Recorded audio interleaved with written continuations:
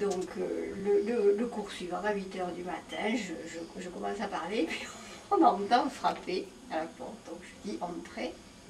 Et pour faire une plaisanterie, alors on voit rentrer un monsieur qui avait des boîtes de craie. Déjà c'est surprenant. Oui, c'est vrai. C'était déjà un peu louche. Alors pour faire une blague finaude, je dis tiens voilà en revenant. Alors ce monsieur s'arrête, il me regarde et il me dit vous ne croyez pas si bien me dire. Je dis ah bon, vous êtes mort? Il me dit non je ne suis pas mort mais je vois les morts. Et alors là, on est tous restés comme ça. Parce que je vois les morts. C'est l'expression que vous trouvez dans les documents du XIIIe, du XIVe siècle qui vous racontent comment un chanoine voit une apparition.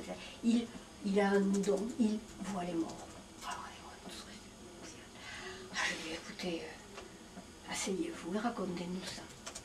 Et alors ce monsieur, qui était un appariteur, car il en existe, à l'université du Mirail. On ne les voit jamais, mais avec au moins celui-là. Et qui portait donc des craies. C'est assis. Et je lui ai posé quelques questions, mais il s'est mis à parler très volontiers de son expérience des rapports avec la mort. Et les morts.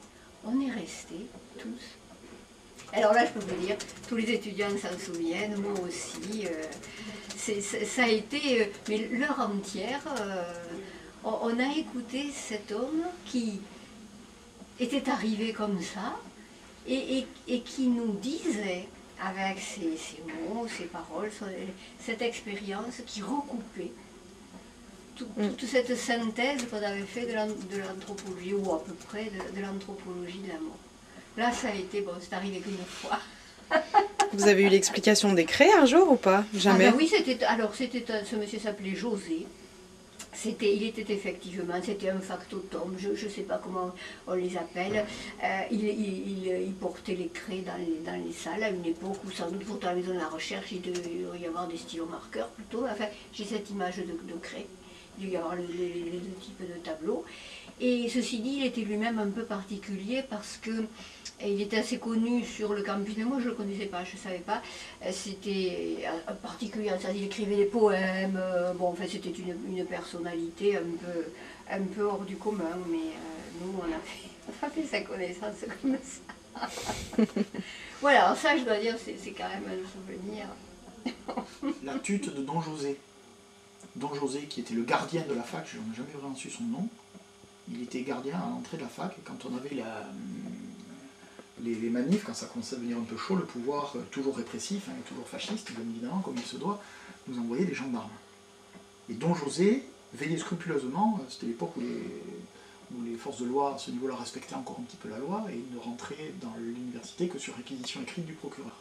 Et Don José, quand on avait fait les manifs, était allé s'acheter, on l'avait fait héros du jour, ce jour-là, de la manif, il était allé acheter un pot de peinture, et un pinceau, un gros pinceau, et il avait dessiné au trait, en fonction des plans du cadastre, quelle était la limite de la fac, en disant aux flics qui étaient juste devant, il y en a un qui met l'orteil sur la ligne blanche, ça va très mal se mettre. Donc voilà, voilà, il avait une espèce de guitoune à l'entrée. Là aujourd'hui, il y a le portail coulissant au niveau de l'entrée de l'arche, hein, l'entrée de la fac, et il avait dessiné. C'était un truc extraordinaire. C'est des petits trucs comme ça, mais qui montraient que justement, ça nous faisait du bien, parce qu'on sentait qu'on n'était pas seul, quoi. Il y avait des adultes, hein. Même si on se considérait comme leurs égaux, on savait bien que, bon, eux, la fac, ils y étaient déjà, quoi.